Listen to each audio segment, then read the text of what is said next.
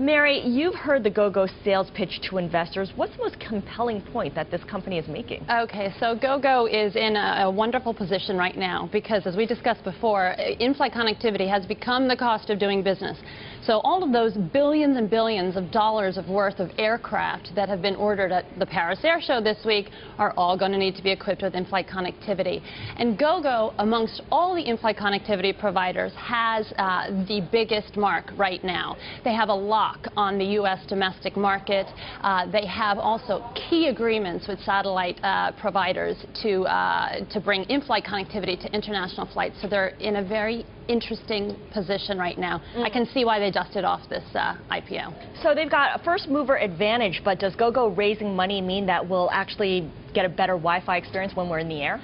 Well, absolutely. They are working very diligently to do that. Obviously, there's been capacity constraints in flight. Some passengers haven't been thoroughly pleased with the service. Can't watch any videos.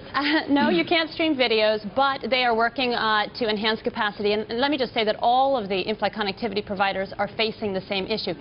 Passengers are absolutely insatiable. They like bandwidth-heavy functionality. Okay. No, I love what you're saying, Mary. It's great. Jeff and I have been here before. I'm reading this prospectus. I look at the 3 pages of preferred stock cash out alone. I love what you said, Mary. You nailed it. Dusted off the prospectus. Is this just one big cash out?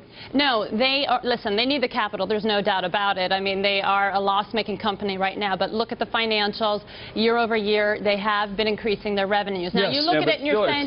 Still, I'd think a loss. I got to be a Debbie Downer here when I look at this thing and say quite the opposite of this. In fact, I think it's a limited market at limited space. I mean, just the seats alone that we got to sit in to use it are small. But I just don't think these guys got any place to go. It's a surveillance road show here. I like this. This is just like an IPO show. Mary, I want you to defend this. What are their barriers to entry? Let me just tell you. Let me just before we go there. Let me just say this with respect.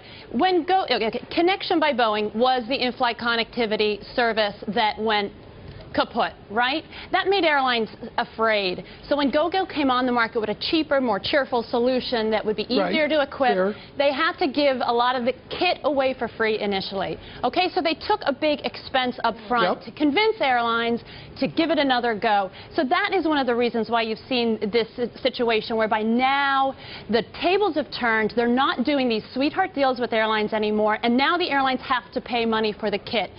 Why can't other people do this? Where's the barrier to entry that will allow for them to create profit down the income statement? They haven't shown that yet. You're absolutely right. Okay, so you have aircraft that are going to be rolling off the line with in-flight connectivity. They have to have it. You've got American Airlines that are taking new 737s with not just one Gogo system, but 2, air-to-ground and Ku-band satellite connectivity. Why? Because they need the capacity. And which is great, which is absolutely great, but the biggest difference is the airlines are going to get into this business themselves. They're going to switch on. They'll turn the switch. They'll go get it from another provider. There'll be more providers to be able to do it. Long-term agreements. Absolutely not. I'm actually on a board for another company that actually provides RMG, that actually provides the networks for the ad services in this thing. I know where this thing is going. It's not going in this way. I disagree. I wholeheartedly disagree with you. They've got long-term exclusive contracts with most of the major carriers in the United States. Delta Airlines is about to launch international connectivity on 30 aircraft before the end of the year with Gogo. I think you have a limited vision. This is how we do IPOs at Surveillance. Mary Kirby with us, Jeff Hayes at Scarlet. Jump in here. Well, Gogo certainly has an advantage when it comes to domestic airlines, and thanks to consolidation, it's really benefited. But what about the expansion internationally? Okay, this is where it's very, very key. They're going to go international with Delta, with a Ku-band satellite connectivity solution. But even moreover than that, they have a crucial agreement with Inmarsat to offer a global express, global Ka-band connectivity service to airlines all over the world. That is a key agreement.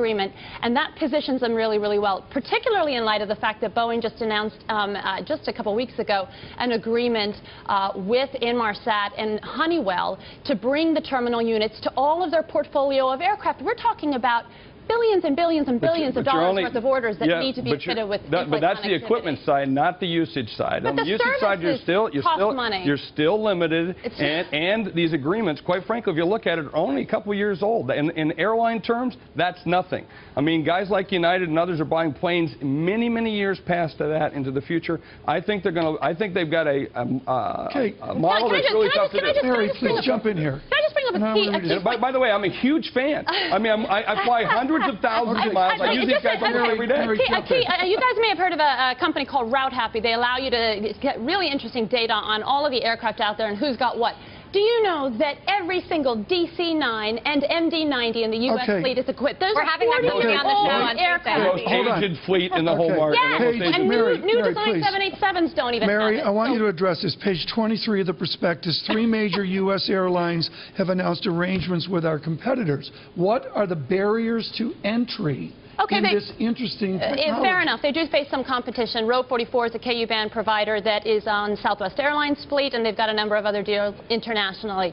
They face competition from Panasonic Avionics, which also has a KU band solution, and also Viasat, which has a KA band solution, which is going to be rolled out, and Boeing just yesterday announced an agreement with them. But Gogo is so uniquely positioned because it has more data on the passenger experience than any other in-flight connectivity provider out there right now. This is how you run a roadshow. Mary Kirby, thank you so much.